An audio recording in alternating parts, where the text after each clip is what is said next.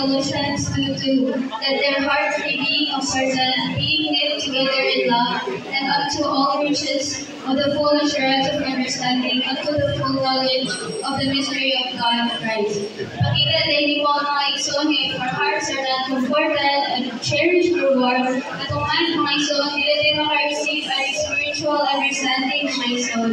Kung kailangan to receive the full knowledge of Christ mga igsoon, we must have our hearts comforted. And since salawat na din nato si Kristo mga igsoon, dili nato siya pinahanglan na gawaron ba ang galing mga igsoon, pinahanglan na nato i-apply what we have received mga igsoon.